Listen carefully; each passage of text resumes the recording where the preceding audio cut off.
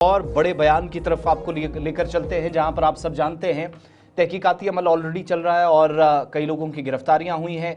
भारत के बाहर जो तरबियत याफ्ता डॉक्टर्स हैं उनकी तफसीलात कुछ दिनों में सामने आ जाएंगी। उसके बाद हो सकता है कि मज़ीद तहकीकात आगे बढ़े, लेकिन इस दरमियान एक बड़ा बयान मुल्क के मौजूदा सूरत हाल पर पिछले दिनों महमूद मदनी और अब मौलाना अरशद मदनी का एक बयान जो गुज़श्ता 24 घंटों से सबसे ज़्यादा सुर्खियों में है और मुल्क के हालात पर तज्जिया करते हुए जमीयत उलमा हिंद के एक तकरीब या प्रोग्राम जो भोपाल मध्य प्रदेश में हो रहा था, उस बयान ने मुल्क के अंदर सियासी तूफान बर्पा कर दिया है।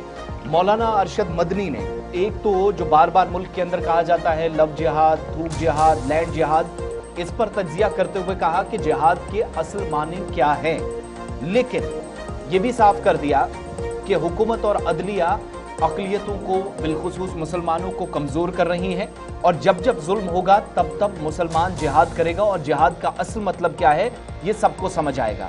जैसे उनने बयान दिया, सोशल मीडिया पर न सिर्फ ये बयान गर्दिश करने लगा बल्कि भारतीय जनता पार्टी समेत मुतअद्दिद तंजीमों ने सख्त रद्द-ए-अमल जाहिर किया और मदनी के बयान पर इस सख्त रद्द-ए-अमल के दरमियान उन पर कार्रवाई का मुतालबा भी इस वक्त किया जा रहा है और कई लोगों ने इंक्लूडिंग बीजेपी जिनने यहाँ तक कह दिया कि मुल्क को तकसीम करने की एक नई साजिश है। इस तरह की सोच से बाहर निकलने की जरूरत है और सख्त कार्रवाई की भी। मौलाना अरशद मदनी महमूद मदनी के उस बयान के तकरीबन 4 दिनों बाद ये बात कर रहे थे जिसमें उन्होंने कहा था कि मुल्क के अंदर मुसलमानों को अपाहिज करने की कोशिशें जारी हैं, लेकिन मुसलमानों को अब उठ खड़ा होने की जरूरत है।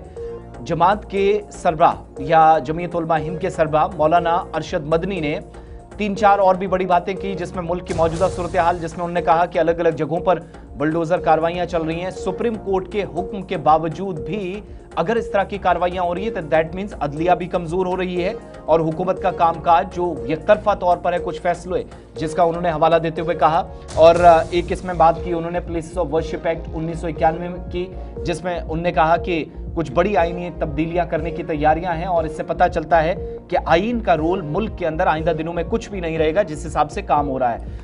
जमीयत उलमा हिंद साल 1919 में बनी जो 100 साल पुरानी जमात है और सबसे बड़ी इस्लामिक तंजीमों में से, इस्लामिक ऑर्गेनाइजेशंस में एक है। कल अगर आप इस बयान को देखेंगे तो 2-3 पहलू इसके बड़े हैं, उसके बाद वो बयान भी हम सुनाते हैं। एक ये कि मुसलमान अनसेफ है, न अदालतें सही तरीके से फैसला दे रही हैं और ना ही हुकूमतें सही तरीके से काम करी है। ये मदनी साहब का स्टेटमेंट आया है। महमूद मदनी साहब यहाँ नहीं रुके बल्कि उन्होंने इंसानी हकूक़ की पामालियाँ, अदालतों का मामला, बाबरी मस्जिद के मसले, ट्रिपल तलाक और दीगर मामला का भी जिक्र किया, जिसके बाद हंगामा तो होना ही था।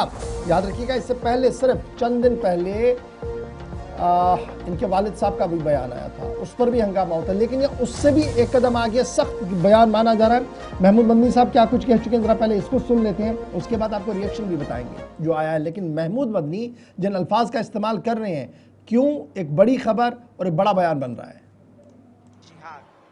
इस्लाम और मुसलमानों के दुश्मनों ने इस्लाम की मुक़द्दस इस्तिलाहात मसलन जिहाद के लफ्ज़ को एक गाली, फसाद और वायलेंस का हमनाम बना दिया है।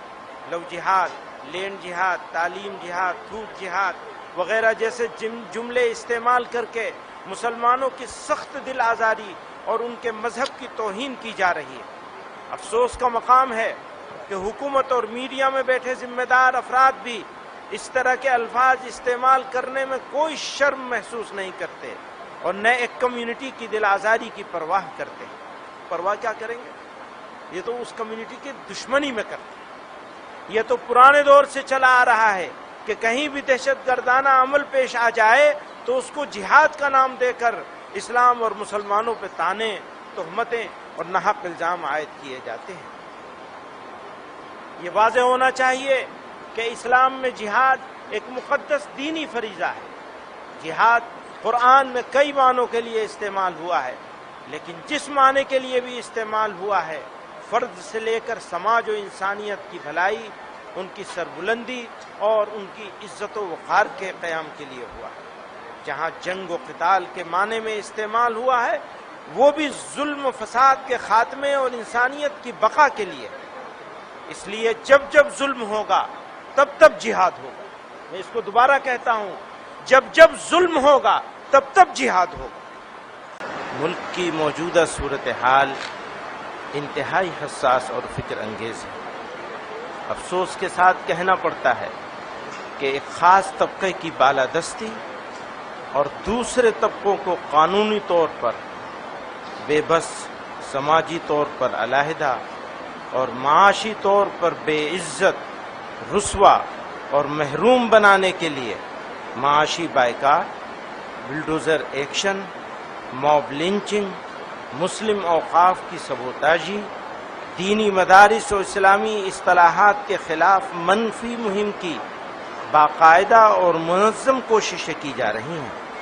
ان کے مذہب، شناخت اور وجود کو غیر ضروری، یہاں تک کہ ناقابل برداشت بنا دیا گیا۔ بالخصوص مسلمانوں کے خلاف سرکاری سرپرستی میں جاری منافرت اور ظلم و ستم کی وجہ سے حالات اس نہج پر پہنچ چکے ہیں کہ آج مسلمان خود کو راہ چلتے غیر محفوظ محسوس کرتے ہیں۔ انہیں قدم قدم پر نفرت و حقارت کا سامنا ہے۔ علماء ہند کے پرمکھ مولانا محمود مدنی جی، جنہوں نے آج بھوپال میں ایک بہت بڑے بیٹھک میں جس پرکار سے بھاشن دیا ہے وہ نہ کیول بھڑکاؤ ہے اپیتو دیش کو وبھاجن کی اور لینے کی ان کی کوچیشٹا ہے۔ ان کا کہنا کہ جہاد ہونا چاہیے، جب جب ظلم ہوگا تب تب جہاد ہوگا، مجھے لگتا ہے یہ بہت ہی انوچت شبد ہے، بہت ہی انوچت واقعہ ہے۔ اور جہاد کے نام پر جس پرکار سے لوگوں نے بھارت ورش میں ہی نہیں، بھارت ورش کے باہر بھی آتنک پھیلایا جہاد کے نام پہ، وہ ہم نے دیکھا ہے۔ تو سوبھاوک روپ سے یہ کہنا کہ بھارت میں جہاد ہوگا ایک بہت ہی irresponsible، غیر ذمہ داری سے بھرا ہوا ایک وچن ہے۔ مدنی کے بیان پر بات کر رہے تھے سمبت پاترا۔ سخت رد عمل ظاہر کیا بی جے پی سمیت شیو سینا اور بجرنگ دل، وشو ہندو پریشد کی جانب سے بھی اسی طرح کے سٹیٹمنٹس آئے کہ اس طرح کے بیانات سے بچنے کی ضرورت تھی، لیکن ایک وہ شخص جن کو ایک آئیڈل کے طور پر مسلم کمیونٹی بی جے پی کے مطابق جو ان کو مانتے ہیں، فالو کرتے ہیں، وہ اگر اس طرح کی زبان کا، الفاظ کا، کلمات کا استعمال کریں تو پھر مشکل صورتحال۔ لیکن کانگریس کی جانب سے مولانا ارشد مدنی کے بیان کو ویسے ہی حمایت حاصل ہوئی ہے جیسے مولانا محمود مدنی کے بیان پر کہا گیا تھا کہ جو جیلوں کے اندر رہے، جن نے ظلم سہا، وہ اگر اس طرح کی بات نہ کریں تو اور کون کرے گا۔ پھر سے کانگریس پر بھی بھارتیہ جنتا پارٹی نے اس بار تیکھے وار کیے ہیں۔